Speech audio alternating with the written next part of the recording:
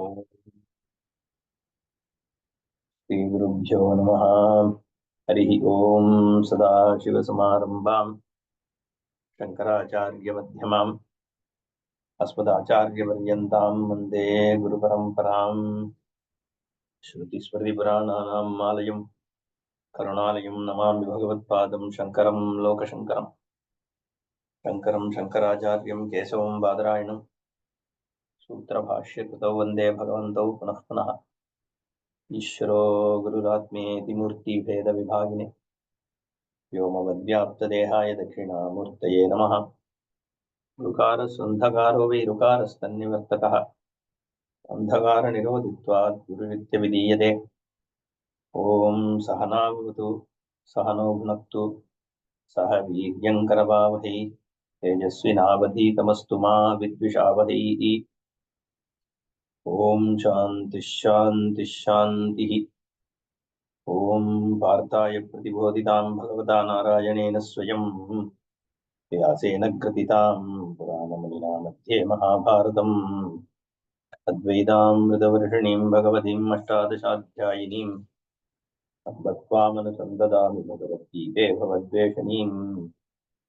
नमोऽस्तु ते व्यासविशालबुद्धे पुल्लारविन्दायतपत्रनेत्र तेन त्वया भारततैलपूर्णः प्रज्वालितो ज्ञानमयः प्रदीपः प्रपन्नपारिजाताय स्तोत्रवेत्रैकपाणये ज्ञानमुद्राय कृष्णाय गीतामृतदुहे नमः। सर्वोपनिषदो गावः दोग्धा गोपालनन्दनः पार्थो वत्सः दुग्धं गीतामृतं महत्। वसुदेवसुतं देवं कंसचाणूरमर्दनं देवकी परमानन्दं कृष्णं वन्दे जगद्गुरुम्। ॐ श्रीभगवानुवाच क्षेत्रज्ञं चापिमां विद्धि सर्वक्षेत्रेषु भारत क्षेत्रक्षेत्रज्ञयोर्ज्ञानं यत्तज्ज्ञानं मतं मम।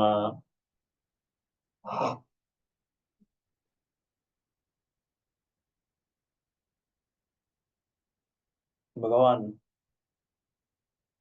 सर्वक्षेत्रेषु अहमेव क्षेत्रज्ञः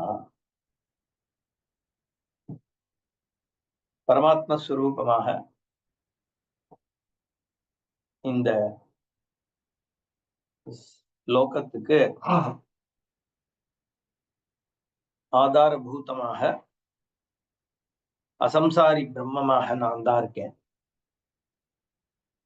அப்படின்னு சொல்றேன். கர்த்தாதான் காரியமாகவும் இருக்கார். கர்த்தர் வேற காரிய ஜெகத்து வேறன்னு இல்லை அப்படிங்கிறதுதான் அங்க தாத்பரியம். அப்போ அந்த ஈஸ்வரனை அடையணும் அப்படிங்கிறது தானே லட்சியமாக இருக்கு. எல்லாரோட லட்சியமும் எப்படி இருக்குன்னா அந்த ஈஸ்வரன் அடையணும்.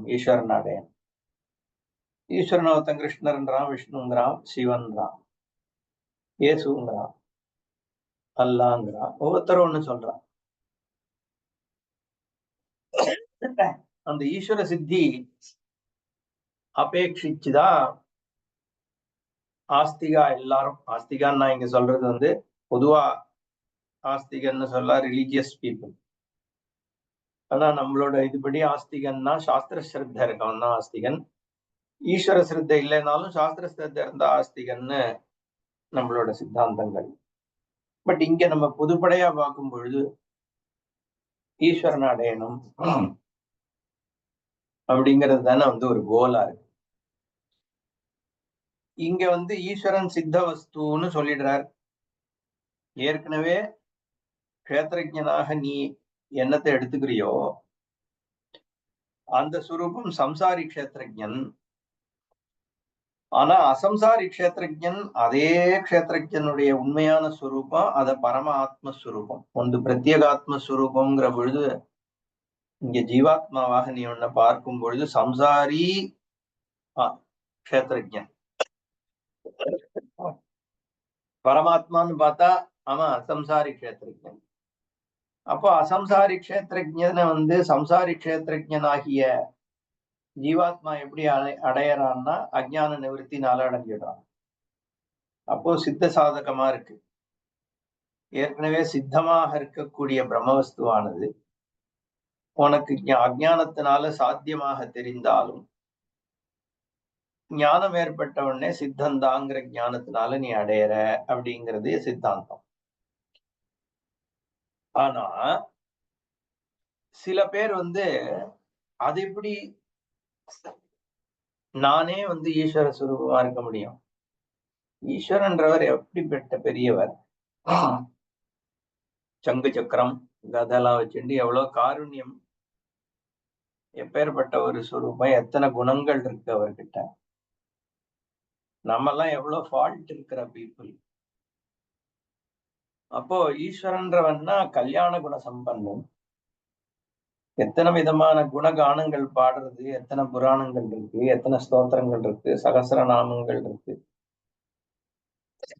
விஸ்வம் விஷ்ணுரு வஷட்காரோ பூத பவ்ய பவத் பிரபுன்னு விஷ்ணுவை பத்தி சகசிரநாமங்கள் சொல்றது. எப்பேற்பட்ட குணங்கள், பகவத்குணங்கள். பாதோசிய விஸ்வாபூதானி திரிபாதசிய அமிர்தம் திவின்னு இந்த நம்ம கண்ணுக்கு படாததாக அத்தனை குணங்களோடு இருக்கக்கூடியவன் ஈஸ்வரன். அப்பேற்பட்ட ஈஸ்வரனும் நானும் ஒன்னாகிறதாவது அப்படிங்கிறதுனால என்ன சொல்றான்னா, இங்க ஆனா கீதைக்கு அர்த்தம் பண்ண வேண்டியிருக்கே. இங்க க்ஷேத்திரஜ்ஞம் ஜாபிமாம் வித்தி சர்வ க்ஷேத்திரேஷு பாரதன்னு வேற சொல்லியிருக்காரு. சில பேர் என்ன பண்ணிடுவான், இந்த மாதிரி விஷயம் ரொம்ப நெருடலா வந்தா, இது பகவானே சொல்லல, அப்புறம் வர்றவன் எவனோ ஒருத்தன் சேர்த்துட்டான்றான். இத மாதிரி வேற உண்டு. அந்த மாதிரி அது அப்பிரமாண்யம் புத்தி வந்துடும். அப்படி பண்ணோம்னா ஒரு கிரந்தத்தை பிரமாணம்னு எடுத்துட்டா முதல் வருஷத்துல இருந்து கடைசி வரைக்கும் எல்லாத்தையும் பிரமாணம்னு எடுத்துக்கணும். அப்பதான் பிரமாண சங்க வராது. எனக்கு பிடிச்சதெல்லாம் பகவான் சொன்னார், எனக்கு பிடிக்காததெல்லாம் வேற யாரோ எழுதிட்டான்னு எடுத்துட்டா அது அர்த்தவத்தாகாது. அப்ப சொல்லிட்டார், அர்த்தம் பண்ண வேண்டியிருக்கு. எப்படி பண்றான்? க்ஷேத்திரஜ்ஞம் ஜாபிமாம் வித்தி சர்வ க்ஷேத்திரேஷு. ஈஸ்வரன் சர்வ க்ஷேத்திரத்துக்கும் அந்தர்யாமியா இருக்கான். ஆனா அது நீ கிடையாது. நீ நீனா நான். நான் ஒரு சம்சாரி, ஒரு சாதாரண ஜீவாத்மா. எனக்குள்ள அந்தர்யாமியா பகவான் இருக்கார். எப்படி இந்த இது சொல்றோம் இல்லையோ, அவன் மனசாட்சிக்கு தெரியும் அப்படின்ற வார்த்தைலாம் நம்ம சொல்றோமே, அந்த மாதிரி மனசாட்சி மாதிரி நம்ம புத்திக்குள்ள குஹாயாம் நிஹிதம் யோவேத நிஹிதம் குஹாயாம்னு, குஹா கூடமா இருக்கார் பகவான். குஹா நிஹிதன், குஹா நிஹிதமா இருக்கிற பிரம்மவஸ்து. அதனால்தான் குஹன்னு பேரு முருகனுக்கு. குஹ்யமா இருக்கார், மறைஞ்சி உள்ளுக்குள்ள. அப்படி மறைஞ்சிருக்கு. எப்படி அஜ்ஞானத்தினால மறைஞ்சிருக்குன்னு அர்த்தம் அதுக்கு தாத்பரியமா. ஆனா இவ எப்படி எடுத்துட்டு இருக்கா, ஒரு மைக்ரோஸ்கோப் மாதிரி உள்ள வச்சு பார்த்தாதான் தெரியும், இல்லைன்னா சாதாரணமா தெரியாது. அப்படி எல்லா இடத்துலயும் நம்ம கண்ணுக்கு புலப்படாதபடி உள்ள இருக்கார். நான் இதுக்கெல்லாம் அப்பாற்பட்ட ஒரு சாதாரண ஜீவாத்மா தான். அதனால நான் வேற, அந்த ஈஸ்வரன் வேற. நான் அந்த அப்ப என்ன எப்படிடா எல்லாரும் ஈஸ்வரனை அடைஞ்சுதான் ஆகணும். எல்லா சித்தாந்தமும் அதுதான் சொல்றது, நாங்களும் அதுதான் சொல்றோம். அந்த சர்வாந்தரியாமியா இருக்கிற ஈஸ்வரனை எப்படி அடையணும்னா, அவன் சொல்லியிருக்கிற கர்மாக்கள் எல்லாம் பண்ணி, அவன் கொடுத்திருக்கிற வேதம் படி சொல்லியிருக்கிறதாகிய வைதீக கர்மாக்களை பண்ணி, ஈஸ்வர பக்தியை பண்ணி, அந்த பக்தியினால ஞானமே பக்தியில கொண்டு போய் விடும். கர்மாக்கள் உனக்கு சுத்தியத்தை கொடுக்கும், சுத்தத்தை கொடுக்கும். நான் கேட்டிருந்தேன் இன்னைக்கு, ஒரு ரொம்ப ஃபேமஸ் வைஷ்ணவ உபாசகர் ஒருத்தர் சொல்லிட்டு இருந்தார். இப்படிதான் சொல்றா அவளோட கீதை கேட்டா, இதே அதுதான் நம்மளும் சொல்றோன்ற மாதிரி தோணும். அதாவது சரியான நுவான்ஸ்டு வித்தியாசம் தெரியாதவாளுக்கு எல்லாம் ஒரே மாதிரி இருக்கிறதா தானே தெரியும், மேப்போக்கா பாக்குறவாளுக்கு. என்ன சொல்றாரு அவர்னா, இதேதான் கர்மயோகம்னா கர்மாவை எப்படி பண்ணணும்ன்றது இருக்கு. பகவானை நினைச்சுன்னு கர்மா பண்ணணும். ஞானம்ன்றது பகவானோட சுரூபம் என்ன, வைகுண்டத்துல எப்படி இருக்கார், எந்த கையில கதை வச்சுட்டு இருக்கார், 4 கை இருக்கே, இந்த கையில கதை இருக்கா, அந்த கையில கதை இருக்கா, அந்த மாதிரி ஈஸ்வரனுடைய சுரூபத்தை தெரிஞ்சுக்கணும். தெரிஞ்சினதுக்கு அப்புறம் பக்தி பண்ணணும். பக்தினா நம்மள அப்படியே அந்த ஒரே அந்த ரூபத்துல வேற எந்த சுவாமிகிட்டையும் அனன்யா சிந்தையந்தோ மாம் யஜனா பரிவாசதே தேஷாம் நித்யாபியுக்தானாம் யோகக்ஷேமம் ரகாமியம்னு அனன்ய பக்தி வேற எந்த தேவத்தை, பிள்ளையார், முருகன், சிவன் அந்த மாதிரி எந்த தேவத்தையும் நீ வேண்டப்படாது. இந்த மாதிரி ஒரே ரூபமாக மகாவிஷ்ணுவையோ கிருஷ்ணரையோ வேண்டு. அப்படி அந்த பக்தி பண்ணேன்னா யோகக்ஷேமம் மகாமியம், நான் உன்னை மோக்ஷயிஷ்யாமி மாசுச்ச சர்வதர்மான் பரித்திஜ மாம் ஏகம் சரணம் வருது, என் ஒத்தனை மட்டும் சரணடை. நீ பாட்டு அந்த சுவாமி இந்த சுவாமி என்ன அப்படிலாம் போயிட்டு இருக்கக்கூடாது. என் ஒத்தனை மட்டும் சரணடைஞ்சேன்னா அகம் துவா சர்வ பாபேபியா மோக்ஷயிஷ்யாமி, எல்லா பாபத்திலிருந்தும் ஒண்ணுனா மோட்சம் கொடுத்து காப்பாத்துறேன்னு பகவான் சொல்லியிருக்கார். அதனால அந்த ஈஸ்வரனை சாட்சா்காரம் பண்ணி பக்தியினால அந்த பகவானை அடைஞ்சு அவரோட ஒரு சாயுஜ்யத்தையோ சாரூபியத்தையும் சாமீபியத்தையும் அடைஞ்சு வைகுண்ட வாசம் பண்றதுதான் மோட்சம்னு சித்தாந்தம் பண்றார். அதுதான் இங்க பாஷ்யக்காரர் பேசுறார். இதம் ச அந்யத் பாண்டித்யம் கஸ்யஜித்து, பெரிய பண்டிதாள்லாம் இருக்கா, என்ன சுத்தாத்வைதம், துவைதாத்வைதம், விசிஷ்டாத்வைதம், துவைதம், என்ன இது மாதிரி பல விதமான சித்தாந்தங்கள், இஸ்கான் இந்த மாதிரிலாம் பண்டிதாள்லாம் இருக்கா. என்ன சொல்றா, அஸ்து க்ஷேத்ரஜ்ஞா ஈஸ்வரஹா ஏவ, ஈஸ்வரன் தான் க்ஷேத்ரஜன், எல்லா இடத்துலயும் இருந்துட்டு இருக்கிறது அதே பிரம்மன் தான். பிரம்மன்றது அவளுக்கு ஸ்ரீமன் நாராயணன் தான் பிரம்மம். க்ஷேத்திரம் ச அந்யது, க்ஷேத்திரம் அதுக்கு வேறானது.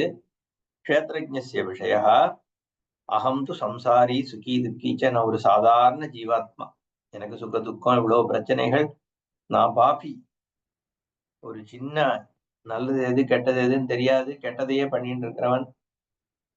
அதனால அந்த ஈஸ்வரனுக்கு ஒரு அடிமை, தாசானுதாசன். அதனால என்ன அவன் தான் கடை தேற்றணும். அந்த பக்தியில நான் தெளிச்சு ஈஸ்வரன் என்ன காப்பாத்தணும்ன்ற ஒரு பாவம். அகந்து சம்சாரி சுகி துக்கீச்ச சம்சார உபரமஸ்ச மம கர்த்தவ்யா க்ஷேத்திர க்ஷேத்ரஜ்ஞ விஜானேன தியானேன ஈஸ்வரம் க்ஷேத்ரஜம் சாட்சாத் கிருத்வா, தியானம் பண்ணணும். இவா எல்லாருமே தியானம் தியேயமாக இருக்கிற அந்த பிரம்மமாகிய ஸ்ரீமன் நாராயணனை தியானம் பண்ணி அந்த தியேய வஸ்துவான பகவானை சாட்சாத்கரிச்சுண்டு சாட்சாத் கிருத்வா, தியானம் பண்ணேன்னா சாட்சாத்காரம் நடக்கும். அப்போ அந்த தத்ஸ்வரூப அவஸ்தானேன அதே தியானம் பண்ணிட்டே இருக்கும்போது அந்த பகவத் ஸ்வரூபம் சித்திச்சு அதுவாக நீ ஆகி, அதுவாக நீ ஆயினா என்ன அர்த்தம், அந்த ரூபத்திலேயே லயிச்சு போய் அதுக்கப்புறம் பிற்காலத்துல வைகுண்டத்துக்கு உன்னை ஸ்பெஷலாக தூதர்கள்லாம் அழிச்சுட்டு போவா. புஷ்பக விமானத்துல போலாம், பிரம்மதேவரே உன்னை கூப்பிடுவார். வைகுண்டத்துல தாள மாத்தியங்கள்லாம் முழங்க சாட்சாத்காரம் நடக்கும் உனக்கு. அங்க போன அப்புறம் நீ பெருமாளோட இருக்கலாம் அப்படின்னு சித்தாந்தம். எஸ்ட ஏவம் புத்தியதே எஸ்ட போதயதி ந அசௌ க்ஷேத்ரஜ்ஞா இதி, யார் இந்த சாட்சாத்காரம் பண்ணி இதெல்லாம் பண்றானோ, இதை பத்தி எல்லாம் யார் சொல்றானோ அவன் க்ஷேத்ரஜன் இல்லை. ஏவம் மன்வானஹா யஹா சஹா பண்டிதா பிரசதா சம்சார மோக்ஷயோஹோ சாஸ்திரஸ்ய ச அர்த்தவத்வம் கரோமீதி ஆத்மஹா ஸ்வயம் மூடஹ அந்யான்ச்ச வியாமோஹயதி சாஸ்திரார்த்த சம்பிரதாய ரஹிதத்வாத் ஸ்ருதஹானிம் அஸ்ருத கல்பனாம் ச குர்வன்னு. அப்படிப்பட்டவன்லாம் இதெல்லாம் நம்ம எதுவுமே ஏத்துக்காம இல்ல, எந்த அளவுல ஏத்துக்கிறோம். இப்ப சொன்னது அத்தனையும் நம்ம கண்டனம் பண்றோமா? அப்ப ஈஸ்வர தியானம் பண்ண விடாதா? நல்ல விஷயம் தானே அது. பகவானுடைய குணங்களை தெரிஞ்சுண்டு அந்த பகவத் குணத்தை சாட்சாத்காரம் பண்றதுக்கு ஈஸ்வர தியானம் பண்ணா என்ன தப்பு? ஜஸ்ட் பிகாஸ் அவன் சொல்றாங்கிற ஒரே காரணத்துக்காக நம்ம அதை எதிர்க்கணுமான்னா அப்படி கிடையாது. நம்மளுமே இந்த உபாசனைகள் அத்தனையும் ஒத்துக்கிறோம். இன்ஃபேக்ட் அவ சொல்றதை விட ஜாஸ்தியாவே இந்த உபாசனைகள் பத்தி எல்லாம் நம்ம ஆச்சாரியாலாம் சித்தாந்தம் பண்ணியிருக்கா தியான யோகத்துல அங்க இங்க. எத்தனையோ கிரந்தங்கள், துவைத கிரந்தங்களே கூட ஈஸ்வர தியானம் எப்படி, பக்தி எப்படி பண்றது, சமஷ்டி ஈஸ்வரனை எப்படி தியானம் பண்ணணும், இதெல்லாம் விஸ்தாரமா சொல்லப்பட்டிருக்கு. இது எதையும் நம்ம எதிர்க்கல. ஆனா இதுதான் பரம தாத்பரியம், இதுக்கு வேறாக ஒண்ணுமே இல்லைன்னு அங்க முடிக்கிற பத்தியா, அங்கதான் நமக்கு பிரச்சனை. நிர்குணம்னே ஒண்ணு கிடையாது, இதுதான் ஃபைனல் மோட்சமே இதுதான் அப்படின்னு சொல்றது அது சாஸ்திர சம்மதம் கிடையாது. அப்படிங்கிறதுனால இங்க ஆச்சாரியால் அதை கண்டனம் பண்றார். ஏன்னா நீ அதை ஒத்துக்கலையே. இன்ஃபேக்ட் அடிப்படையிலேயே இது சித்தாந்த ரீதியாவே இது தப்பு. க்ஷேத்திரஜன் வேற, நான் வேற அப்படின்னு சொல்றது பகவான் சொல்றதுக்கு நேர் மாறா இருக்கு. அவன் அந்த அபிசப்தத்தினால சொல்றான், க்ஷேத்திரஜம் சாபி மாம் வித்தி அப்படின்னு சொல்றதுனால நானுமே இருக்கேன், நானும் கூட இருக்கேன்னா அடிஷன் போட்டான் பிளஸ்ன்னு. நான் அது அங்கேயே அப்பி வருது. நம்ம ஏற்கனவே பார்த்தோம், சம்சாரி அசம்சாரி, சம்சாரி ஜீவன் நான் கிடையாது, அசம்சாரி பிரம்மமாக நான் இருக்கேன். அதனால அங்க அப்பி வருது. உண்மையா நான் தாண்டா அங்க இருக்கிற க்ஷேத்திரஜன், ஜீவனாகிய நீ இல்ல அப்படின்னு சொல்றதுனால அங்க அப்பி போடுறாரு. அங்க மாமேவ, அதுதான் அங்க அர்த்தம். அதனால இது என்ன ஆத்மஹா அப்படின்னு சொல்ற, சுரூபத்தையே விட்டுறானே அவன். அதனால ஆத்மா ஆத்மானம் ஹனந்தி, தன்னுடைய சுரூபம் எப்பேற்பட்ட சுரூபம், சர்வாத்மாவாக இருக்கக்கூடிய நித்திய சுத்த புத்த முக்த சுபாவமாக இருக்கக்கூடிய பரமாத்ம ஸ்வரூபம் நம்ம ஸ்வரூபம். அத நான் அப்படி இல்லைன்னு அவன் சொல்றான். நான் ஒரு வியக்தி, நான் என்னைக்குமே ஈஸ்வரனா முடியாது, நான் விசேஷணமாவனா விசேஷேன விசிஷ்டகான்னு சொல்றான். நான் ஒரு ஈஸ்வரனுக்கு விசேஷணமாக ஒரு அங்கமா அமீபா மாதிரி வேணா பகவானோட உடம்புல இருக்கலாமே ஒழிய நானே இப்படி பகவான் ஆக முடியும் அப்படின்னு ஒண்ணு. இன்னொன்னா அமீபா மாதிரி கூட இருக்க முடியாது, நித்தியம் நீ தாசன் தான், என்னைக்கு இருந்தாலும் அவன் வேற நீ வேற, அது எப்படி அந்த பகவானாக நீ ஆக முடியும்? அப்ப என்ன, உன்னுடைய பரமார்த்த ஸ்வரூபம் இருக்கே, நித்தியசுத்த புத்த முக்த சுபாவம்னு சொல்லக்கூடிய ஸ்வரூபம் இருக்கே, சர்வாதாரமாக இருக்கிறவன் ஸ்வரூபம் இருக்கே, அந்த ஸ்வரூபத்தை நீ ஏத்துக்கவே போறது இல்லைன்ற நிலைக்கு போயிடுற இந்த ஜென்மால. அதனால ஆத்மஹா, உன்னையே நீ அழிச்சுக்கிறேன்னு அர்த்தம். நீ இவ்வளவு தூரம் சித்தாந்தம் படிக்க நியாய வைசேஷிக வியாக்கரணங்கள்லாம் படிச்சுட்ட, வேதாந்தம் வரைக்கும் வந்தாச்சு. அப்புறம் நம்பிக்கையினால நீ என்ன பண்ற, உண்மையா சாஸ்திரம் என்ன சொல்லுதுங்கிறத தெரிஞ்சுக்க முடியாம போயிட்டு உனக்கு. அதனால ஆத்மஹா ஸ்வயம் மூடஹா, அதனால தானும் விஷயம் தெரிஞ்சுக்கிறதுல ஓப்பன்னஸே கிடையாது. அது எப்படி நிர்குணமா இருக்க முடியும்? இதெல்லாம் சும்மா கடவுள் இல்லைன்னு சொல்றத நிர்குணம் சொல்லி ஏமாத்துறாங்கிறான் இஸ்கான்காரன். செஷன்ல கேட்டா அவன் சொல்றான், நிர்குணம்னு எங்கேயா இருக்கா, நீ பாக்குறியா நிர்குணம்னு ஒண்ணு இல்லையொன்னோ அப்படின்னா, இல்லைன்னு சொல்றதுக்கு பதிலா சங்கரர் நிர்குணம் தான் பிரம்மம்னு சொல்லிட்டார், அதனால புத்தன் சொன்னதுதான் சொல்றாள் ஆச்சாரியால் நீ பேச்சு.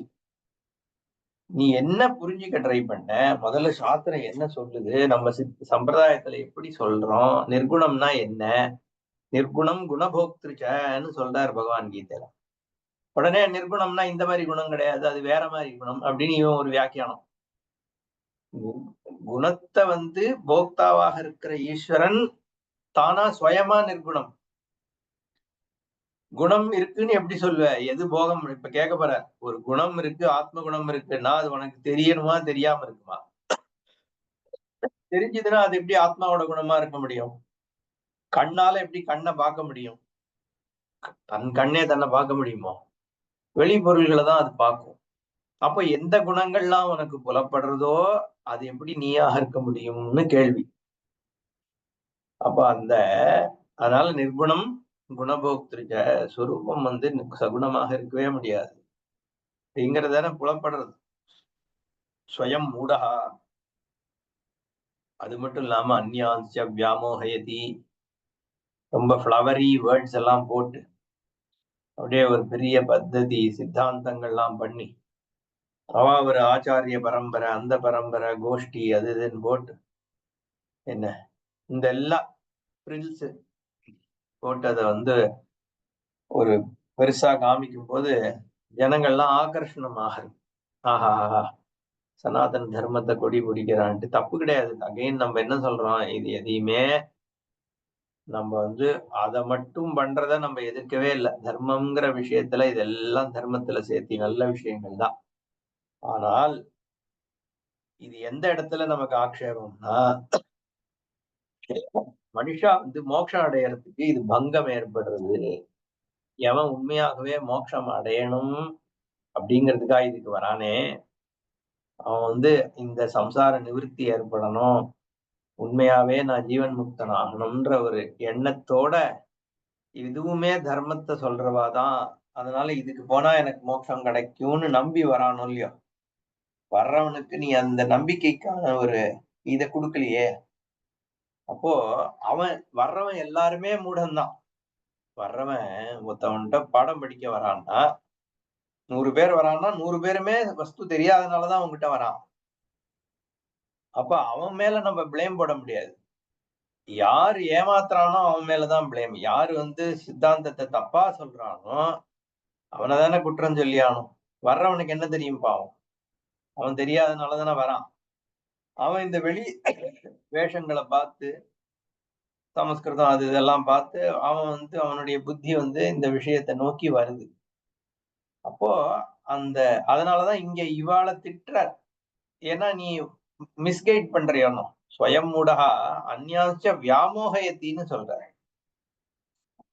அவனை நீ மிஸ்கைட் பண்ற.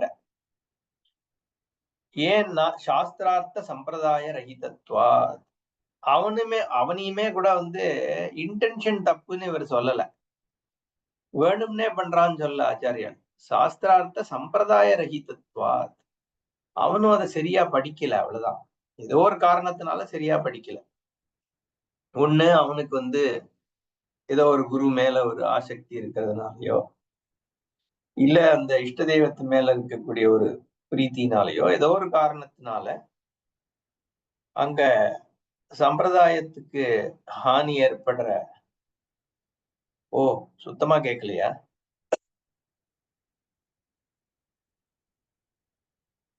இப்ப கேக்குறதா? உங்களுக்கு கேக்குறதா?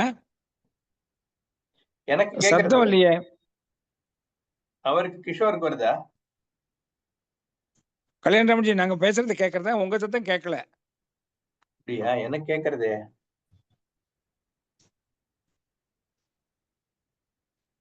தெரியலையே. அவருக்கு கிஷோருக்கு கேக்குறதா? ஹலோ, எனக்கு நல்லா கேக்குது. ஹலோ, எனக்கு பிரமாதமா கேக்குது. சரி சரி சரி. உங்க சைடு தான் ப்ராப்ளம் போல இருக்கு ராமன்ஜி. எனக்கு நல்லா கேக்குறது. சரி. அதனால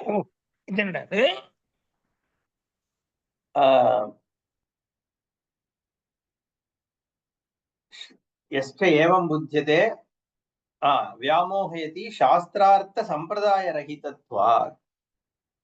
சாஸ்திரார்த்த சம்பிரதாயத்தை கடைபிடிக்காமல், சம்பிரதாயம் வழியாக கற்காமல் இருக்கிற சூழ்நிலையில இருக்கிறதுனால ஸ்ருதஹானிம் அஸ்ருத கல்பனாம் ச குருவன்னு, ஸ்ருதி சொல்றதுக்கு அனுகூலமாக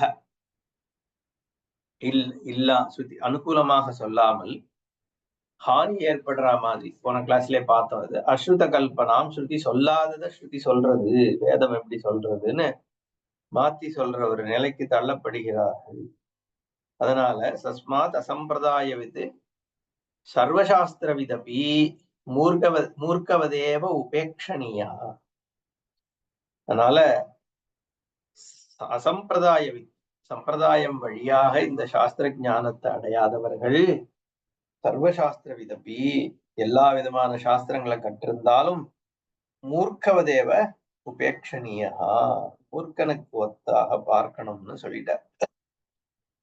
அப்புறம் பார்ப்போம். இது போன தடவை சொன்னதுதான், இருந்தாலும் கொஞ்சம் ஃபாஸ்டா லாஸ்ட் செஷன்ல சொன்னதுனால இதை இன்னொரு தடவை எடுத்தேன். எத்து தம் ஈஸ்வரஸ்ய க்ஷேத்ரஜ்ஞ ஏகத்வே சம்சாரித்வம் பிராப்னோதி க்ஷேத்ரஜ்ஞானாம் च ईश्वर एकत्वे संसारिणः अभावात् संसार अभाव प्रसंगः इति एतौ दोषौ प्रतियुक्तौ विद्या विद्ययोः वैलक्षण्य अभ्युपगमात् इति அதனால இது வரைக்கும் நிறைய சொல்லிட்டு போனதுனால அதை சம்மரைஸ் பண்றேன். ஈஸ்வரஸ்ய க்ஷேத்ரஜ்ஞ ஏகத்வே முதல்ல ஆரம்பிச்சது எப்படி ஆரம்பிச்சது? முதல் கேள்வி ஆரம்பத்துல என்ன சொன்னா, ஈஸ்வரனும் க்ஷேத்ரஜனும் ஒண்ணுனால் ஈஸ்வரனுக்கு சம்சாரித்துவம் சித்திக்குமே அப்படிங்கறதான கேள்வி. அதுக்கப்புறம் 3-4 பக்கம் ஓடி போயிடுது. அதனால அது திருப்பி ஞாபகப்படுத்துறார். ஈஸ்வரஸ்ய க்ஷேத்ரஜ்ஞ ஏகத்வே, ஈஸ்வரனும் க்ஷேத்ரஜனும் ஒன்றாக இருக்கின்ற பட்சத்தில் சம்சாரித்துவம் பிராப்னோதி. யாருக்கு? ஈஸ்வரஸ்ய சம்சாரித்துவம் பிராப்னோதி, ஈஸ்வரனுக்கு சம்சாரித்துவம் ஏற்பட்டுவிடும், ஈஸ்வரன் சம்சாரி ஆகி விடுவான் அப்படிங்கிற ஒரு தோஷம். அது ஏற்றுக்கொள்ள முடியாத தோஷமாயிட்டுறதா? அடுத்தது க்ஷேத்ரஜானாம் ச ஈஸ்வர ஏகத்வே சம்சாரிணா அபாவாத். க்ஷேத்ரஜர்கள் எல்லாரும் ஈஸ்வரன் தான் அப்படின்னு சொன்னா ஈஸ்வரன் அசம்சாரி. இப்ப ஈஸ்வரன் சம்சாரி இல்லைன்ற ஒரு முதல் பட்சம் ஈஸ்வரனே சம்சாரி, அது ஒத்துக்க முடியாது. இல்ல ஈஸ்வரன் அசம்சாரியா இருந்தா ஜீவர்களுமே அசம்சாரி, அதான் நம்ம பார்த்தோம். அதெல்லாம் அபாவாத் சம்சார அபாவ, யாருக்குமே சம்சாரம் கிடையாதுன்னு ஆயிடுறது. அதுவும் ஒத்துக்கொள்ள முடியாது. ஏன்னா சம்சாரம் இருக்குன்றது அவனுக்கு தெரியறதே உலகத்துலன்னு கேள்வி வந்தது. அதுக்குதான் பதில் சொல்லியாச்சேன்றோம். அததான் அவரும் சொல்றார். ஏதௌ தோஷௌ பிரதியுக்தௌ. பிரதியுக்தன பதிலாக சொல்லிருக்கலாம். பதில் சொல்லியாச்சு. என்ன சொன்ன? முதல்லயே சொன்னோம், வித்யா வித்யோஹோ வைலக்ஷண்ய அபியுபகமாத். வித்யை வேற அவித்யை வேற. வித்யின்ற ஞானியினுடைய ஸ்திதி வேற, அஜ்ஞானியினுடைய ஸ்திதி வேற. நிறைய கோட் பண்ணார். ஸ்ருதியில இருந்து ஸ்மிருதியில இருந்து வேற புராணங்கள்ல இருந்தெல்லாம் கோட் பண்ணார் இல்லையா? நியாய கிரந்தங்கள்ல இருந்து கோட் பண்ணி ரெண்டும் வித்யா நில தன்மைன்றது வேற, அவித்யா தன்மைன்றது வேற எல்லாம் சொன்னார். அப்படியும் அவன் கேட்கறான் பூர்வபக்ஷி, கதம் புரியலையே, நீ எங்க கரெக்டா ஆன்சர் சொன்னேன்னு எனக்கு ஒன்றும் புரியலையே அப்படின்றான். அதுக்கு சொல்றார், அவித்யா பரிகல்பித தோஷேன தத் விஷயம் வஸ்து பாரமார்த்திகம் ந துஷ்யதீதி. அந்த கேள்விக்கு நீ பதில் சொல்லலையேன்னு இவன் கேட்கறான். ஏன்னா சம்சாரம்ன்றது இருக்கே, சம்சாரம்ன்றது நீ இருக்கிறதெல்லாம் ஈஸ்வரன் சொல்ற, ஒத்துக்கிறேன். ஆனா சம்சாரம் இல்லைன்னு நீ இன்னும் எஸ்டாப்ளிஷ் பண்ணல. ஏன்னா சம்சாரம் இருக்கே, நான் தான் இங்க கஷ்டப்படுறேன், எனக்கு இது இருக்கு, பாப புண்ணியம் இருக்கு, ஜென்மா ஜென்மங்கள் இருக்கு, தர்மா தர்ம விஷயங்கள்ல ஈடுபடுறேன், எத்தனையோ இருக்கு, சுத்தி அநியாயம் நடந்துட்டு இருக்கு, எத்தனையோ பாபங்கள் நடந்துட்டு இருக்கு. பாவம் பண்றவனுங்க என்ன பண்றான், கஷ்டத்தை அனுபவிக்கிறான்னு தெரியல, நான் தான் கஷ்டத்தை அனுபவிச்சுட்டு இருக்கேன். ஆனா ஏதோ புண்ணிய பாபத்தினாலதான் இது நடக்கிறதுங்கிறத வச்சுதானே நான் விவகாரம் பண்றேன். அப்ப சம்சாரித்துவம்ன்றது இருக்குன்றத நான் ஒத்துக்கிறேன், நீயும் ஒத்துக்கிற. ஈஸ்வரன் தான் எல்லான்றதையும் நான் நீ சொல்றதுனால ஒத்துன்றேன். அப்போ இது ரெண்டும் இருக்குங்கிற பொழுது ஈஸ்வரன் அதனால அஃபெக்ட் ஆகதானே ஆவான். நீ வித்யா அவித்யன்னு சொல்லிட்டதுனால இது முடிஞ்சு போச்சா அப்படிங்கறதால கேட்கறான். அதுக்கு சொல்ற, இது அவித்யன்ற பொழுது இது சம்சாரித்துவம் இருக்கு. எப்படி இருக்கு? அவித்யாக இருக்கு. அவித்யாக இருக்கிறதுனால அவித்யா பரிகல்பித்த தோஷேன, இந்த அவித்யில இந்த தோஷம் இருக்கு. எந்த தோஷம் இருக்கு? சம்சாரித்துவ தோஷம் இருக்கு. நான் இல்லைன்னு சொல்லியே, நீ ஜீவாத்மாவா இருக்க, நீ புண்ணிய பாபம் பண்ற, சொர்க்கங்கள் இருக்கு, பித்திருக்கர்மாக்கள் பண்ற, நீ லோகங்களுக்கு போற, வாஜபேய யாகம் பண்ணுன்னு சாஸ்திரம் சொல்றது நீ பண்ற, அதனால உனக்கு சொர்க்கம் கிடைக்கிறது. எதையும் நான் இல்லைன்னு சொல்லல. ஆனா அதெல்லாம் அவித்யா பரிகல்பிதம், அவித்யா காரியமாக ஞான மரத்துக்கு அப்பால் இருக்கக்கூடிய, சாரி இலும்பெல்லாம் இருக்கு ஒரு 10 நாள், அவித்யா பரிகல்பித்த தோஷேன அந்த அவித்யாக இருக்கக்கூடிய சம்சாரித்துவத்தினால தத் விஷயம் வஸ்து பாரமார்த்திகம் ந துஷ்யதி. பரமார்த்த வஸ்துவாகிய பிரம்மம், அசம்சாரி பிரம்மமாகிய ஈஸ்வரன் இந்த அவித்யா பரிகல்பித சம்சாரியினால தொடப்படுவதில்லை. இது வேற ரியாலிட்டி, அது வேற ரியாலிட்டி. அதுக்குதான் திருஷ்டாந்தம் கொடுக்கப்பட்டது. அதையும் சொல்றார். ததாச்ச திருஷ்டாந்தா தர்ஷிதா மரீச்சியம்பசா உஷரதேசா ந பங்கி கிரியதே இது. அதனால இதுக்குதான் நான் எக்ஸாம்பிள் கொடுத்தேன். என்ன எக்ஸாம்பிள்? காணல் நீர்னால பாலைவனமானது சேராவதில்லை. மரீச்சி அம்பசா உஷரதேசா ந பங்கி கிரியதே, சேராகிறது இல்லை அப்படின்னு சொன்னோம். இது பாட்டு இது கண்ணுக்கு தெரியறதுங்கிறதெல்லாம் ரைட்டு தான். சம்சாரித்துவம் தெரியறது எப்படி காணல் நீர் தெரியுதோ அந்த மாதிரி தெரிஞ்சுட்டு இருக்கு.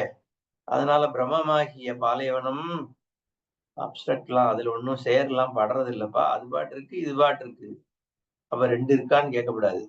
காணல் நீர்ன்றது மிராஜ், அவ்வளவுதான்.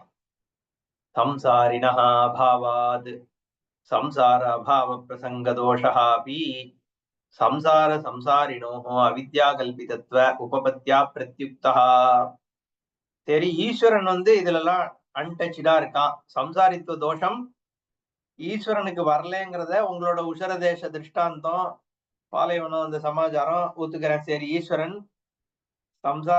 சம்சாரத்தினால ஈஸ்வரனுக்கு ஒன்றும் பங்கம் இல்லை, அவர் பாட்டு ஜாலியா தான் இருந்துட்டு இருக்கார் அப்படின்றது ரைட்டு.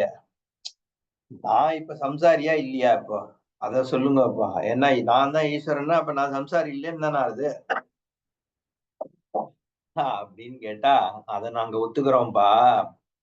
நீ சம்சாரி இல்லதான். நான் எங்க நீ சம்சாரின்னு சொல்றேன்? இல்ல, நான் சம்சாரியா தெரியறேனேன்னு அப்ப கேள்வி. தெரியறேன்னா எதனால தெரியற? அவித்யினால தெரியறது. அததான் சொல்ற. சம்சாரினா பாவாத் சம்சார அபாவ பிரசங்க தோஷம், அந்த ரெண்டாவது தோஷம் அது எப்படி நிவர்த்தி ஆகுதுன்னா, சம்சார சம்சாரினோ அவித்யா கல்பிதத்துவ உபபத்தியா. அவித்யா கல்பிதத்துவம் தான் இந்த சம்சாரி. இங்க ஈஸ்வரன் இதனால அன்டச்சுங்கிறது ரியல். சம்சாரி இல்லைன்றதுல நான் நீ சொல்றதை ஒத்துக்கிறேன். ஈஸ்வரன் சம்சாரின்னு நீ சொல்றியா, அதை நான் ஒத்துக்க மாட்டேன். ஏன்னா மித்யா சம்சாரமானது சத்தியமான ஈஸ்வரனை தொடாது. அதனால அங்க உன்னோட வாதத்தை நான் ஒத்துக்க முடியாது. சம்சாரின்னு ஒருத்தன் இருக்க முடியாதுன்னு நீ ரெண்டாவது ஆக்ஷேபம் சொல்றியே, அதை நான் ஒத்துக்கிறேன். ஆமாம், சம்சாரி இல்ல, ஆனா தெரியறானு நீ கேட்டேன்னா அவித்யினால தெரியும், அவ்வளவுதான். ஓகே. அப்ப இன்னொரு கேள்வி கேட்கறான். என்ன சொல்றான்னா, அவித்யாவத்வமேவ சேத்ரஜ்ஞஸ்ய சம்சாரித்வ தோஷः தத்கிருதம் ச துக்கித்வாதி பிரத்யக்ஷம் உபலப்யதேன்னு சொல்றோம். அதெல்லாம் சரிப்பா, ரெண்டு விஷயத்தை தான் நீங்க நிக்கிற. கொஞ்சம் பூர்வபக்ஷி சொல்றான். என்ன? ஈஸ்வரன் அசம்சாரி, ரைட்டு, ஒத்துக்கிறேன், அது ஒண்ணு. அவித்யினால சம்சாரம் நடக்கிறது, அது வருது இது வருதுங்கிற. அந்த அவித்யினால நடக்கிறதுனாலதான் ஈஸ்வரன் அசம்சாரின்னு சொல்லிடுற. அப்போ அவித்யன்னு ஒண்ணு இருக்கு, ஈஸ்வரன் ஒருத்தர் இருக்க. அப்போ ஈஸ்வரனுடைய அவித்யினால் அவித்யாவத்துவமேவ, அந்த அவித்யாவத்துவம்ன்றது ஈஸ்வரனுக்கு இருக்கு. அவித்யோடு கூடிய ஈஸ்வரன் க்ஷேத்ரஜன். இங்க க்ஷேத்ரஜன் ஈஸ்வரன் தானே. க்ஷேத்ரஜ்ஞஸ்ய சம்சாரித்வ தோஷா தத்கிருதம் ச துக்கித்வாதி பிரத்யக்ஷம் உபலப்யதே. அவன் நானா ஜீவனாக இருந்துட்டு இந்த அவித்யினால சுகத்தையும் துக்கத்தையும் சம்சாரித்துவத்தையும் வச்சுட்டு இருக்கானே. அப்போ ஈஸ்வரனுக்கு தானே அந்த அவித்யை இருக்கு. துக்கித்வாதி பிரத்யக்ஷம் உபலப்யதே. பாக்குறமே, அவ்வளவு துக்கம் இருக்கு, அவ்வளவு இருக்கு, உலகத்துல விவகாரம் ஓடின்னு இருக்கு, சம்சாரம் இருக்கு. யாருக்கு இருக்கு? அப்போ ஈஸ்வரன் இருக்கு. ஈஸ்வரனுக்கு தான் இருக்கு, க்ஷேத்ரஜனுக்கு இருக்கே. என்ன கேட்டா சொல்றாருன்னா, ஞேயஸ்ய க்ஷேத்திர தர்மத்வாத் ஞாதுஹு க்ஷேத்ரஜ்ஞஸ்ய தத்கிருத தோஷ அனுபவத்தேஹே. இங்கதான் முக்கியமான, இதான் இந்த க்ஷேத்ரஜ்ஞ விபாகத்தினுடைய முக்கியத்துவம். நீ சொல்ற இந்த துக்கித்துவம் சம்சாரித்துவம், சம்சாரித்துவம்னா இங்க துக்கித்துவம், தத்கிருத்தம் துக்கித்துவாதி. இங்க துக்கித்துவத்துக்கு வந்துட்டா இருக்கும். சம்சாரித்துவம்னா அதனால ஏற்படக்கூடிய எமோஷனல் இம்பாக்ட், அதுதானே எனக்கு பிரச்சனை. சுகம் துக்கம் என்ன, ராகத்வேஷம் மத மாத்சரியம் இந்த மாதிரி விஷயங்கள்லாம் இருக்கே, இதெல்லாம் ஈஸ்வரனுக்கு இருக்கு. எதனால? அவித்தியினால இருக்கு. சம்சாரித்துவ தோஷமானது துக்கம்லாம் இருக்கே, ஐயோ இருக்கோ இல்லையோ, இல்லேன்னு நீ சொல்ல முடியாது. அவித்தியினால இருக்கு, ரைட்டு. அவித்தியினால ஈஸ்வரனுக்கு இதெல்லாம் இருக்கோ இல்லையோ அப்படின்னு கேட்டான். அதுக்கு சொல்றார், இது தெரியறதா தெரியலையா உனக்கு? இதெல்லாம் சுகம் துக்கம்லாம் புலப்படுதா இல்லையா? புலப்படுதோ இல்லையோ? புலப்படுறது க்ஷேத்திர தர்மமா க்ஷேத்திரஜ்ஞ தர்மமா? இதம் சரீரம் கௌந்தேய க்ஷேத்திரமிதி அபிதீயதே. இதுதானே இதம் இதம் இதம்னு எதெல்லாம் உனக்கு புலப்படுறதோ அது க்ஷேத்திரத்துல சேருது. எது எல்லாத்தையும் தெரிஞ்சுக்கிறதோ அதான் க்ஷேத்திரஜ்ஞன்னு முதல்லயே விபாகம் பண்ணிட்டார். அப்போ இது ஞேயத்துல சேருமா ஞாத்திரு வஸ்துல சேருமா? சுகம் துக்கம் ஞேயத்துலதான் சேருது. ஞேயம்னா தெரிந்து கொள்ளப்படுகின்றது. தெரிந்து கொள்ளப்படுகின்றவை எல்லாமே க்ஷேத்திர தர்மம் தான். எதெல்லாம் நீ தெரிஞ்சுக்கிறியோ அதெல்லாம் க்ஷேத்திர தர்மம்.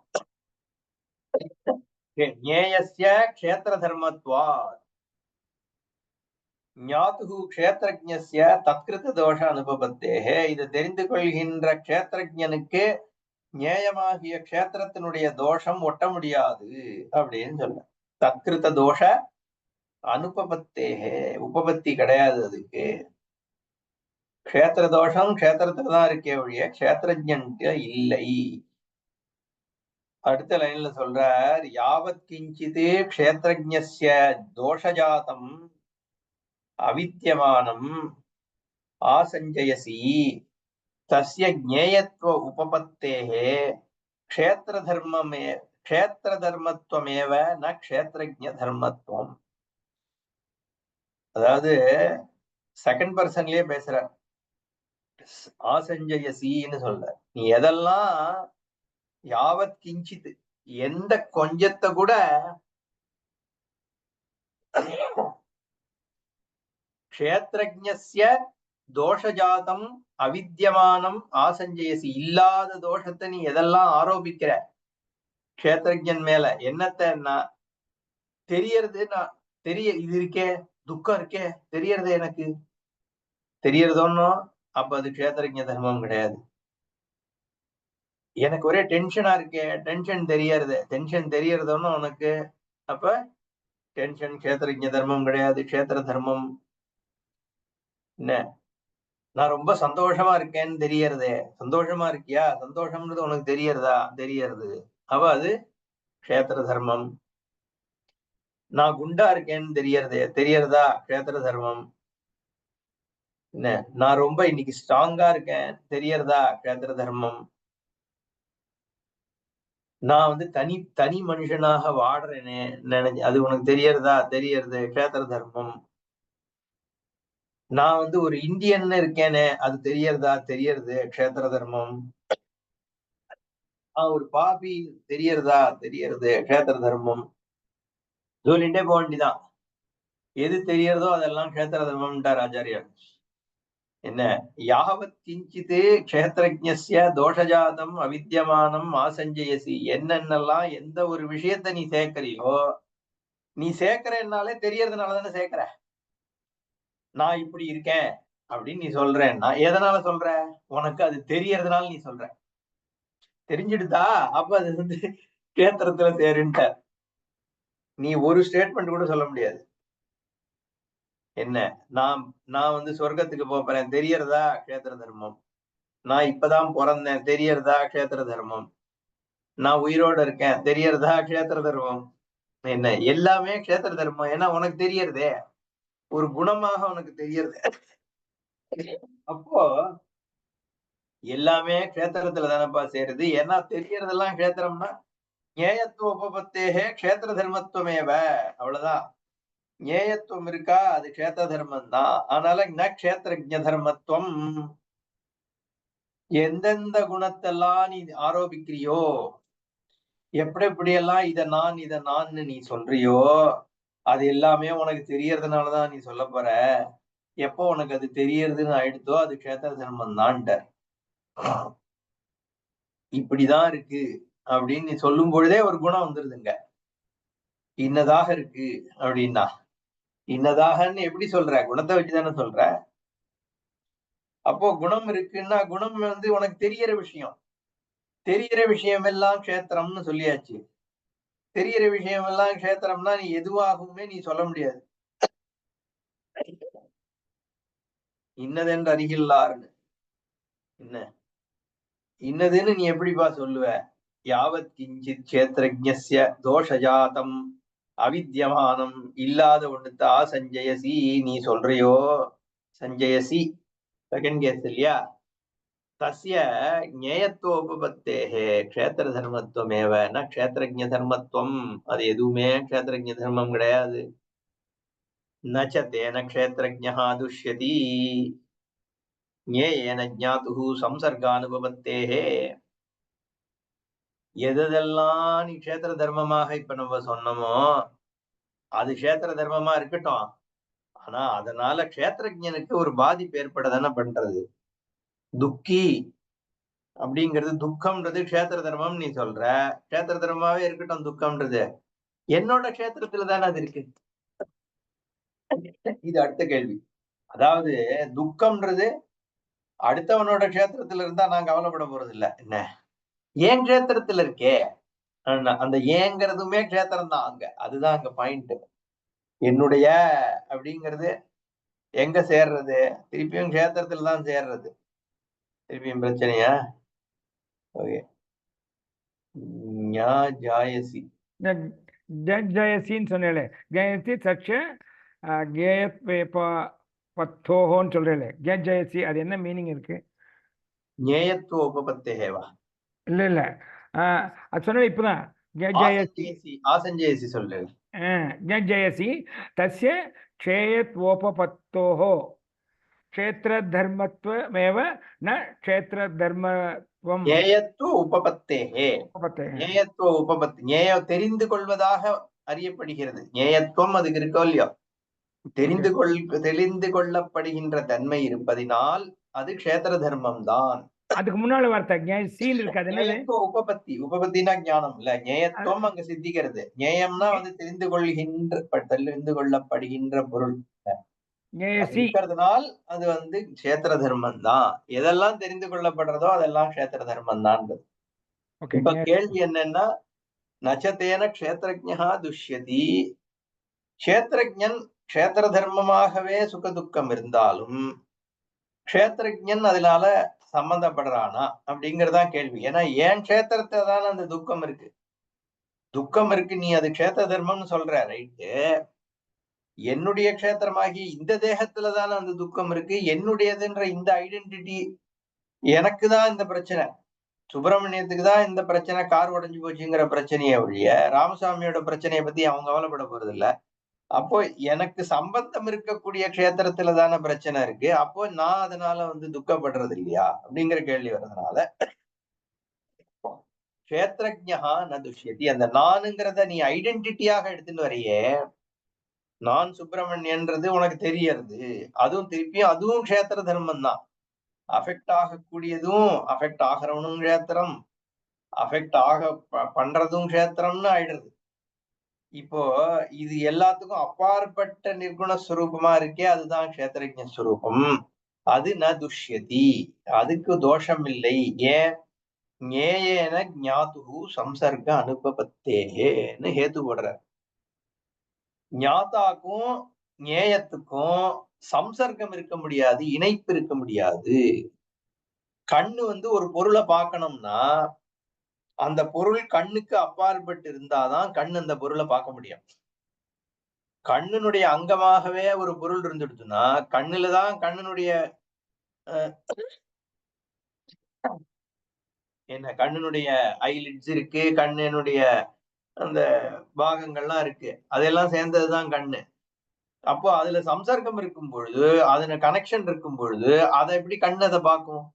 கண்ணுக்கு அப்பாலா இருக்கிற விஷயத்தை தான் கண்ணு பார்க்க போறது. அப்போ ஞேய வஸ்துவாக இருக்கிறதுக்கு ஞேய வஸ்துன்னு ஒண்ணு தெரியணும்னா அது ஞாத்துக்கு சம்சர்க்கம் இருக்க முடியாது, ஞாதாக்கு வந்து சம்சர்க்கம் இருக்க முடியாது, ஞேய வஸ்துவோட இணைஞ்சிருக்க முடியாது. ஞாதாவும் ஞேயமும் இணைஞ்சிருந்தால் அது ஞேயமாகவே தெரிய முடியாது. அது ஞாதாக்கு அப்பாற்பட்டு இருக்கும் பொழுதுதான் அந்த ஞானம் சித்திக்கிறது. ஞேயம் வந்து ஞாதாவோடு அப்பாற்பட்டு இருந்தா மட்டும்தான் ஞானம் சித்திக்க முடியுங்கிறதுனால அடையக்கூடிய ஞானம் வந்து இந்த ஞாதாக்கு வந்து ஞேயவத்து சம்சர்க்கமே இருக்க முடியாதுங்கிறத போடுறாரு. அப்ப ரெண்டு இருக்கா? அப்ப ஞாதா வேற வேறையான்னு கேட்கக்கூடாது. இங்க ஆத்தியாசிக சம்பந்தம் நம்ம அப்புறம் வரோம். இப்போ வந்து சம்சர்க்கம் இருக்க முடியாதுங்கிறதுதான். சத்தியமித்யாவை இங்க பேசல. சத்தியமித்யாக்கு இதுக்கு ஏன் அப்படி இருந்தும் ஏன் ரெண்டு வஸ்து இல்லைன்னு சொல்றோம்னாதான் சத்தியமித்யா இது வந்து ரெண்டாவது வஸ்து முதல் வஸ்து இல்லாமல் எப்பவுமே இல்லை அப்படிங்கறதுனால அங்க சத்தியமித்யா சித்திக்கிறது. பட் இங்க நீ ஞாதா வேற ஞேயம் வேறன்னு இருக்கிற பட்சத்துல சம்சர்க்கம் இருக்க முடியாதுன்றதுனால இதுல இருந்து தள்ளிதான் ஞாதா இருக்கணும் அப்படிங்கிறதுனால ஞேயத்துல இருக்கிற தோஷமானது ஞாதாவை தொடவே முடியாது. ஏன்னா சம்சர்க்கம் இருந்தா தானே வந்து ஞாதாவை அது அஃபெக்ட் பண்ண முடியும். அதனால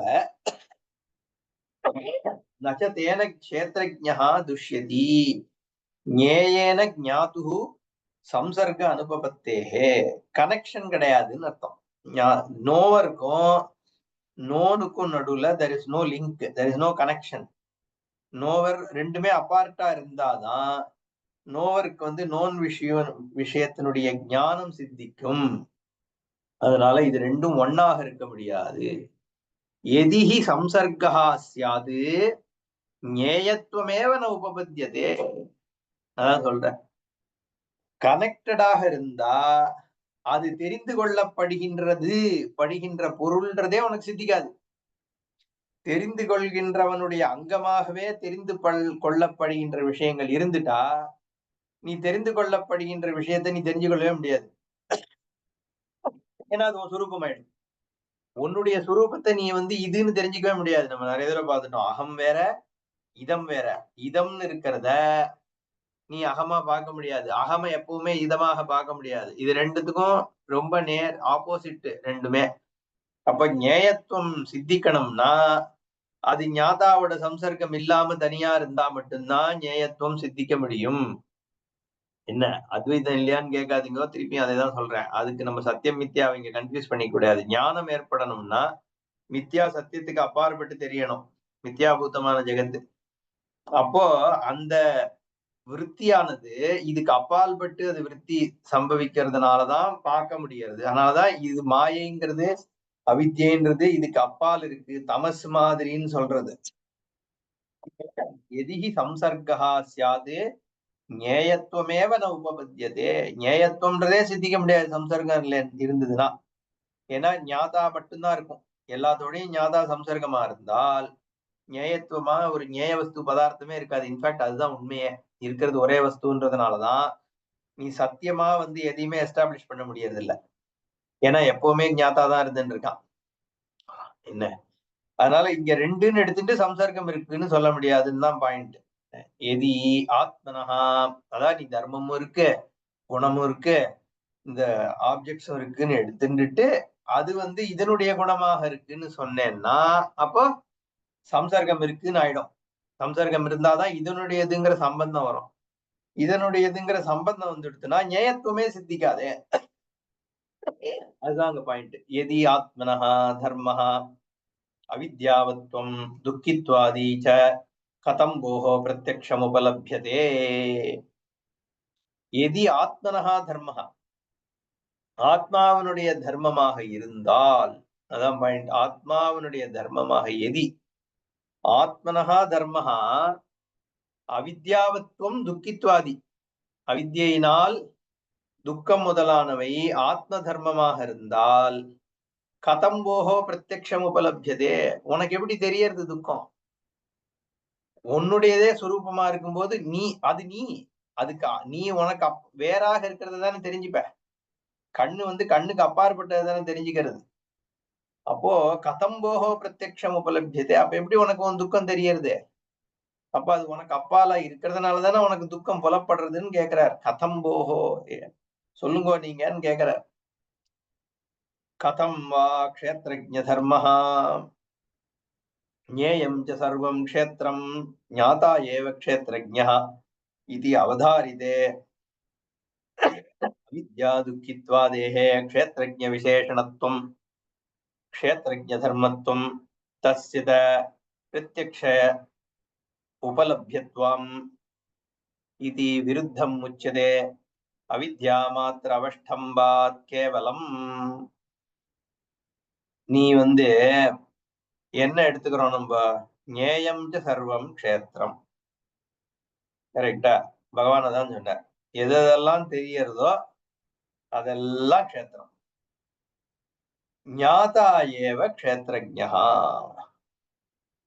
தெரிந்து கொள்கின்ற பொருள் ஒண்ணுதான் க்ஷேத்ரஜன். அது எது ஞாதா, அந்த தாவை மட்டும், அது கூட ஞப்தி தான் அங்க க்ஷேத்ரஜன். அந்த க்ஷேத்ரஜனுடையது அந்த கரெக்டா நீ க்ஷேத்ரஜனை பிரிச்சுட்டேன்னா சர்வ க்ஷேத்ரஜன் ஈஸ்வரன் தான்றது சாதாரணமாவே சித்திச்சிடும். பகவான் சொல்ல வேண்டியதே இல்லை. க்ஷேத்ரஜம் சாபிமாம் வித்தி அப்படின்ற வார்த்தை அங்க தேவையே இல்லை. எப்ப தேவையில்லை? நீ இந்த க்ஷேத்திரத்தையும் க்ஷேத்ரஜனையும் ஞேயத்தையும் ஞாதாவையும் கரெக்டா பிரிக்க முடிஞ்சதுன்னா, எல்லா ஞேயத்தையும் ஞேயத்துல போட்டுற முடிஞ்சதுன்னா மீதி இருக்கிறது நிர்குணமாக போயிடுறது. நிர்குணத்தை நீ காலத்தினாலேயோ தேசத்தினாலேயோ வஸ்துனாலேயோ பின்னப்படுத்தவே முடியாது. குணம் இருந்தா தானே நீ அதை லிமிட் பண்ண முடியும். குணம் இல்லாத வஸ்துவை எப்படி லிமிட் பண்ணுவ? பண்ண முடியாம போயிடும். அதனால அது பகவான் அசம்சாரி ஞப்தி ஸ்வரூபம்ன்றது சொதமாவே சித்திச்சிடும். பகவான் சொல்ல வேண்டியதே இல்லை, அது ரிடண்டன்ட் ஆயிடும். அதனால ஞேயம் சர்வம் க்ஷேத்திரம், எதெல்லாம் தெரிந்து கொள்ளப்படுகிறதோ அதெல்லாம் க்ஷேத்திரம். ஞாதா ஏவ க்ஷேத்ரஜ்ஞா, இதுக்கு அப்பாற்பட்டு தெரிந்து கொள்ள வேண்டாததாக இருக்க முடியாததாகவும் தெரிந்து கொள்ள வேண்டாம். ஏன்னா சொத சித்த சுரூபம், அதனாலதான் மத்ததெல்லாம் தெரியறது. அதனால க்ஷேத்ரஜன் இது அவதாரிதே அப்படின்னு புரிஞ்சினதுக்கு அப்புறம் அவித்யா துக்கித்வாதேஹே, இந்த அவித்யை துக்கம் இந்த விஷயங்களை மட்டும் க்ஷேத்ரஜ்ஞ விசேஷணத்துவம் க்ஷேத்ரஜ்ஞ தர்மவத்துவம் என்ன அப்படின்னு எடுத்துக்கிறான். ஏன்னா இந்த நையாயிக்கனுக்கெல்லாம் இது ஒரு பெரிய பிரச்சனை. நிறைய பேருக்கு இது ஒரு பிரச்சனை. ஈவன் விசிஷ்டாத்வைதி துவைத்தி எல்லாருக்கும் என்ன பிரச்சனைன்னா, மத்த எதை வேணா க்ஷேத்திரத்துல சேர்த்துக்கிறேன்பா, எனக்கு பிரச்சனை கிடையாது. ஆனா நான் சுக்கி துக்கிங்கிறதையே எப்படி நீ க்ஷேத்திரத்துல சேர்க்கிற? நான் மோட்சத்துக்காக தானே இவ்வளோ போராடுறேன். ஏன் மோட்சம் வேணும்னு கேக்குறேன். ஏன்னா நான் துக்கத்துல அனுபவிக்கிறேனே, என் துக்கம் இருக்கே, என்னோட துக்க நிவர்த்தி தானே இப்ப பிரச்சனை எனக்கு. அந்த துக்க நிவர்த்தி எனக்கு சாந்தி இல்ல, எனக்கு சந்தோஷம் இல்ல, அந்த துக்கம் இருக்கு, அது என்னுடையது அப்படிங்கறதுல தானே ப்ராப்ளம். அதனாலதான் நையாயிகன்லாம் அது ஆத்ம குணமா சேர்த்துறான். இல்லைன்னா உனக்குன்னு ஒரு ஐடென்டிட்டியே இல்லையே பண்றான். இப்போ நீ நான் சொல்றதுக்கு எனக்கு என்ன இருக்கணும்? இந்த துக்கம் தானே எனக்கு மெயின். இல்லைன்னா நான்றதை பத்தி நான் ஏன் கவலைப்பட போறேன்? துக்கமே இல்லைன்னா எல்லாம் எதுக்கு இவ்வளவு வேலையை பார்க்க போறான் எழுந்து? என்ன ஏதோ ஒரு துக்கம் இருக்கிறதுனாலதானே காரியத்துல இறங்கும். இல்லைன்னா பெட்டை விட்டு எழுந்துக்க மாட்டோம் இல்லையோ? அதனால துக்கித்துவம் இருக்கே, அது என் குணம் தானே. அதனாலதான் முக்காவாசி பேர் என்ன, அதனாலதான் சொர்க்கத்துக்கு போறது, ஹேவனுக்கு போகணும், அங்க போகணும், இங்க போகணும். ஏன்னா நான் துக்கி அப்படிங்கறதுல அவன் தீர்மானமா இருக்கான். சொர்க்கத்துக்கு போனாலாவது சுகம் வருமா? இந்திரலோகத்துக்கு போலாம், ரம்பைய பார்க்கலாம், அதனால துக்கம் வேணும். என்ன? ஏன்னா துக்கம் சுக்கம்ன்றது என் கூடவே வரும். எங்க போனாலும், சொர்க்கத்துக்கு போனாலும் அது வரும், நரகத்துக்கு போனாலும் வரும், இந்திரலோகத்துக்கு போனாலும் வரும், பிரம்மலோகத்துக்கு போனாலும் வரும், வைகுண்டத்துக்கு போனாலும் வருங்கிறதுனால தானே எங்க போக பாக்குறேன். அங்க போய் துக்கத்தை குறைச்சின்னு சுக்கத்தை ஜாஸ்தியாக்க முடியும். பகவான் இருக்காரு, நம்மள ஜாலியா பார்த்துப்பார், அவருக்கு நம்மள ரொம்ப பிடிக்கும், அதனால நம்மள சந்தோஷமா வச்சுப்பார். எல்லாத்தையும் அவர் பார்த்துருவார். சரணாகதி மட்டும் நம்ம பண்ணா போறோம், எல்லாம் அவர் பார்த்துருவார். ஏன்னா என்னோட துக்கம் போகணும் இல்லையோ. அப்போ அந்த துக்கம்ங்கிறது ஆத்ம குணமாக தான் பாக்குறான். நையாயிகன் எல்லாருக்கும் இதுதான் பிரச்சனை. துக்கித்துவம் ஆத்ம குணம் தானே அப்படின்னு எல்லாத்தையும் நீ அதான் இங்க கேக்குறாரு பாஷ்யக்காரர், நீ நியாயத்தை எல்லாத்தையும் கஷேத்திரத்துல போட்டியே, இதை மட்டும் ஏன்டா புடிச்சு வச்சுட்டு இருக்க துக்கித்துவத்தை, அதையும் கஷேத்திரத்துல தானே போடணும். அதை கொண்டு வந்து ஏன் கஷேத்திரஜன்ல சேர்க்கிறேன்னு கேக்குறாரு. கஷேத்திரஜ விசேஷணத்துவம் க்ஷேத்ரஜ தர்மத்துவம் தஸ்ய பிரத்யக்ஷ உபலப்தியத்துவம் இது விருத்தம். பிரத்யக்ஷமா உனக்கு தெரியறது துக்கம்னு இருக்குன்னு தெரியறதோன்னா, பிரத்யக்ஷமா துக்கம் தெரியறதோன்னா, அப்ப அது க்ஷேத்திரத்துல தானே போகணும். தெரியறதோன்னும் யா துக்கம்ன்றது சுக்கம்ன்றது தெரியறதோன்னும். அப்ப ஏன் அந்த கஷேத்திரஜன்ல சேர்க்கிற நீ அப்படின்னு கேக்குறாரு. பிரத்யக்ஷ உபலப்தியத்துவம் இது விருத்தம் உச்சியதே. ரெண்டும் நீ ஆப்போசிட்டா இருக்கு. கஷேத்திரஜ தர்மம்ன்ற பிரத்யக்ஷமா தெரியுதுங்கிற, பிரத்யக்ஷமா தெரியறதுதான் கஷேத்திர தர்மம்னு முதலே சொல்லியாச்சு. அதனால இது நீ சொல்றது என்னன்னா அவித்யா மாத்திர அவஷ்டம்பாத்து கேவலம் முட்டாள்தனத்துல ஆதாரமாக இருக்குன்ற நம்ம சொல்றோம் இல்லையா. அவித்யா மாத்திர அவஷ்டம்பம் இது எதுல இருக்கு? உன்னோட லாஜிக் உன்னோட ஃபூலிஷ்னஸ்ல தான் ஹிஞ்சாருது, இக்னரன்ஸ்ல தான் ஹிஞ்சாருது. It is only an expression of your ignorance, it's a manifestation of your ignorance அர்த்தம். அவித்யா மாத்திர அவஷ்டம்பாத் கேவலம் அத்ராக சா வித்யா கஸ்ய இது வந்துட்டான். அதுக்கு யாருக்கு அந்த அவித்யா? இப்போ கஷேத்திரத்துல அவித்யா, கஷேத்திரஜத்துல அவித்யா. எவனோ அவித்யனால நீ இந்த இதெல்லாம் பிரச்சனைங்கிற, அந்த அவித்யை யாருக்கு பாருக்கு? ஜீவனுக்கு அவித்யை நீ சொல்ல முடியாது. இப்போ டிம்பக்டு எங்க இருக்குன்னு கேட்டா எனக்கு அதனுடைய அவித்யை இருக்குன்னு நான் சொல்றேன், கரெக்ட். இப்போ தயிர் இருக்கிற எந்த ஒரு கண்டென்ட்னால அது கொஞ்சம் ஃபாஸ்டா புளிக்கிறது இல்லைன்னா கம்மியா புளிக்குதுன்னு கேட்டா எனக்கு அதை பத்தி தெரியாதுங்கிறேன். எனக்கு அந்த அவித்யா இருக்குன்னு எனக்கு தெரியாது. இதெல்லாம் என்னன்னா நான்றத ஆதாரமா வச்சு என்னுடைய கலெக்டட் நாலேஜ்ல அவித்யை இருக்குன்னு எனக்கு தெரியாது. நீ சொல்ற அவித்யை எப்பேற்பட்ட அவித்யைனா, இந்த ஜீவன் நான் எதை சொல்றேனோ அதுவே இல்ல, நான் எப்படி நான் என்ன நினைச்சுக்கிறேனோ அதுவே இல்லைன்னு அவித்யினுடைய காரியமாக நான் இருக்கேன்னு சொல்றேன். அப்போ இந்த அவித்யை ஈஸ்வரனதும் இல்லைன்னு நீ சொல்லிடுற, ஈஸ்வரனை இது தொடாதுங்கிற. அப்ப யாருக்காவது இந்த அவித்யை இருக்கணும்ல. பிரம்மத்துக்கு, ஜீவனுக்கு இல்ல, ஏன்னா ஜீவனே இந்த அவித்யினுடைய காரியம்தான். ஈஸ்வரனுக்கு இருக்குன்னு அப்ப ஒத்துக்கோ. யாருக்கு இந்த அவித்யை? சா அவித்யா கஸ்ய, யாருக்குப்பா இந்த அவித்யை? பாஷ்யக்காரர் சொல்ற யஸ்ய திருஷ்யதே தஸ்யைவ, யாருக்கு அவித்யை இருக்கிறதா தெரியறதோ அவனுக்குதான் அவித்யன்றார். எப்படி பதில்? எஸ்ய திருஷ்யத்தே தஸ்யைவ அவித்யா, எவனுக்கோ தெரியறதோ தெரியறது தானே பேசுறோம், அவனுக்கு அவித்யை. இவங்க சொல்றான் அதுதானப்பா கேக்குறேன், யாருக்கு? கஸ்ய திருஷ்யத்தே, முதல்ல அவித்யா கஸ்யன்னு கேட்டேன். நீ என்ன சொல்ற? நீங்க என்ன சொல்ற? எஸ்ய திருஷ்யத்தே தஸ்யைவ, யாருக்கு தெரியறதோ அவனுக்கு தான் அவித்யா. அதுதானப்பா கேக்குறேன், யாருக்கு தெரியறதுன்னு திருப்பி கேக்குறான் அவன். கஸ்ய திருஷ்யத்தேன்னு ஆச்சாரியால் சொல்றார், அத்திர உச்சியதே அவித்யா கஸ்ய திருஷ்யதே இது பிரஷ்னஹா ஏவ நிரர்த்தகா. இந்த கேள்விக்கு அர்த்தம் இல்லைன்ட்டார். எந்த கேள்விக்கு அர்த்தம் இல்ல? அவித்யா கஸ்ய திருஷ்யதே, இப்ப நீ கேக்குறிய யாருக்கு இந்த அவித்யைன்னு, அந்த கேள்வியே ஒரு அர்த்தமற்ற கேள்வி. இது ஒரு சரியான கேள்வியே இல்லைங்கிறார். கதம், இது என்னப்பா பூசா இருக்குங்கிற அவன். கதம், எப்படி நீ சொல்ற இதுக்கு அர்த்தம் இல்லாத கேள்வி இந்த பாஷிகாரர் சொல்ற, திருஷ்யதே சேத் அவித்யா தத்வந்தம் அபிபஷ்யசி, உனக்கு அவித்யை முதல்ல தெரிஞ்சதுனால் யாருக்கு அது அவித்யை இருக்குங்கிறதும் தெரிஞ்சிடும். உன்னால அவித்ய தனியா ஆப்ஜெக்டிஃபை பண்ணி தெரிஞ்சுக்க முடிஞ்சுடுதுன்னா யாருக்கு அது இருக்குன்னு தெரிஞ்சிடும் இல்லையா? இப்ப எனக்கு நான் சொன்னேன் ஏற்கனவே, டிம்பக்டுவை பத்திய அவித்யை இருக்குன்னு எனக்கு தெரியறது, இதுதான் அந்த பர்டிகுலர் அவித்யை. அது எனக்கு பர்டிகுலரா தெரியறது, அனுமானம் பண்ணி நான் தெரிஞ்சுக்கிறேன். டிம்பக்டுன்றதை பத்தி நிறைய பேர் பேசும்போது தெரியாத அவித்யை என்னோட அவித்யை. அப்போ அந்த அவித்யை என்னுடையதுங்கிறது நான்றதையும் அந்த அவித்தியும் பிரிச்சு தெரிஞ்சுக்க முடியும். இங்க ஆதாரபூதமாகவே இருக்கிறது. இது எப்பேற்பட்ட அவித்தியனே உனக்கு இன்னும் தெரியல. தெரிஞ்ச அப்புறம் நீ அது யாருடையதுன்னு தெரிஞ்சுருவ. ஆனா இப்போ உனக்கு திருஷ்யத்தே சேத வித்யா தத்வந்தம் அபி பஷ்யசி. அப்ப யாருக்கு இருக்குங்கிறதையும் நீ தெரிஞ்சுருவேன்ற. நச்ச தத்வதி உபலபியமானே சா கஸ்ய இதி பிரஷ்னஹா யுக்தா. அப்போ உனக்கு ரெண்டுமே தான் தெரியும். அவித்தியும் புரிஞ்சுக்கிற, யாருக்கு இருக்குன்றதும் புரிஞ்சுருவ. அப்போ சேர்ந்தே புரிஞ்சுவிடும். அதனால யாருக்கு அவித்தியன்ற கேள்வியை நீ கேட்க மாட்டியே. தத்வதி உபலபியமானே சா கஸ்யேதி பிரஷ்னஹா யுக்தஹா.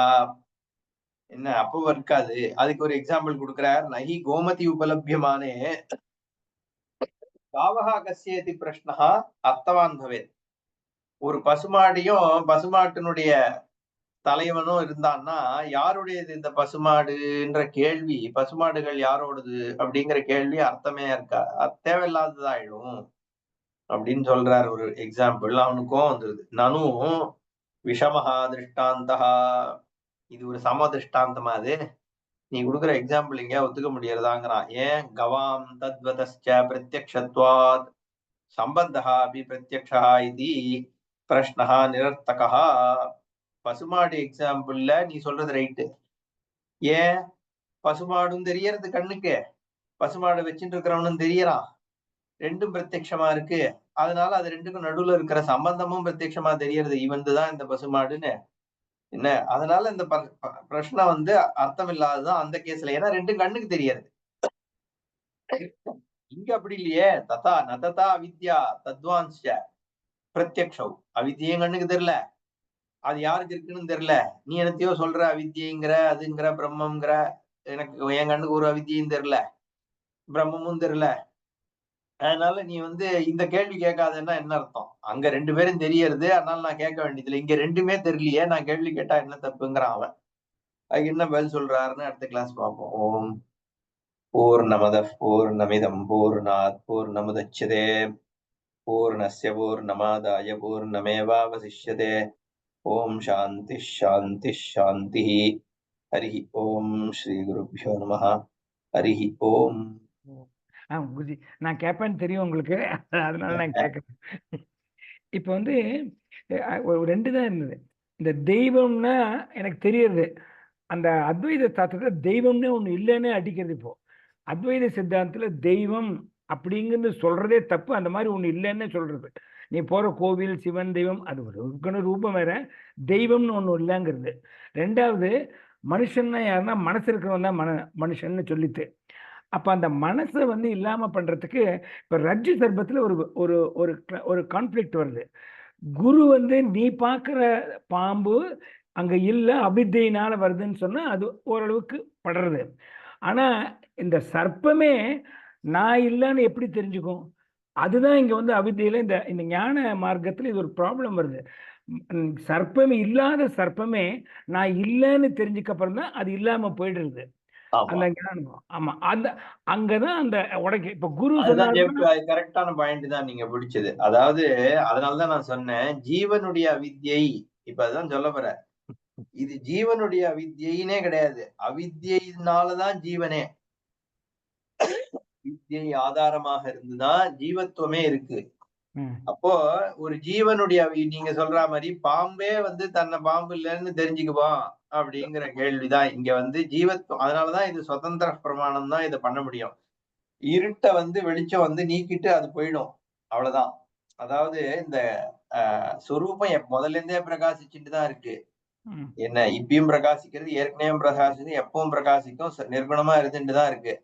இந்த அவித்யை இருக்கே, அஜ்ஞானம், அது இந்த விற்த்தியானது, சாஸ்திர விற்த்தியானது சுதந்திரமாக ஒர்க் பண்ணி அந்த அவித்தியை ரிமூவ் பண்ணிட்டு போயிடுறது.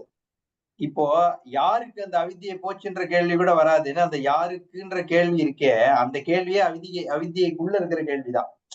அந்த யார் அப்படிங்கிற கேள்வி. ஏன்னா அந்த ஜீவனே அவித்தியினால ஏற்பட்ட ஜீவன் தான். அப்ப அது யாருக்கு இருந்தது, யாருக்கு போச்சு, இந்த கேள்வி எல்லாம் அர்த்தவத்தே கிடையாது. ஏன்னா இது எதுக்கு கேட்கணும்? இப்போ என்னன்னா இந்த அஜ்ஞானம் இருந்ததா அப்படின்னா, இருக்கும்போது அஜ்ஞானம் இருக்குன்னு சொல்றமே ஒழிய, சொரூபம் ஆமா. சித்திச்ச உடனே அஜ்ஞானம் என்னைக்குமே இருந்தது இல்லைங்கிறதுதான் இந்த ஞானம். அது அதனாலதான் வித்யதே ஹிருதய கிரந்திஹி சித்தியதே சர்வசம்சயா தஸ்மின் திருஷ்டே பராவரேன்னு அந்த கட்டு அறுபடுறதோட சரி, அவ்வளவுதான். அது அறுபட்டுது அப்படிங்கிறதும் அஜ்ஞான காலத்துல சொல்றமே ஒழிய, ரூபத்தை பொறுத்த வரைக்கும் இது ஆகலை அப்படிங்கறதா. அதனாலதான் நம்ம மித்யால உட்கார்ந்து அந்த விவகாரத்துல அவித்யால உட்கார்ந்து நம்ம ரிசர்ச் பண்ணிட்டு இருக்க முடியாது. ஏன்னா அது நிரர்த்தகம், அது வேஸ்ட்ங்கிறதுதான் பாயிண்ட். ஆனா அந்த சுவிட்ச் நீங்க சொல்ற பாயிண்ட் தான், அதுதான் நிறைய பேருக்கு புரியல.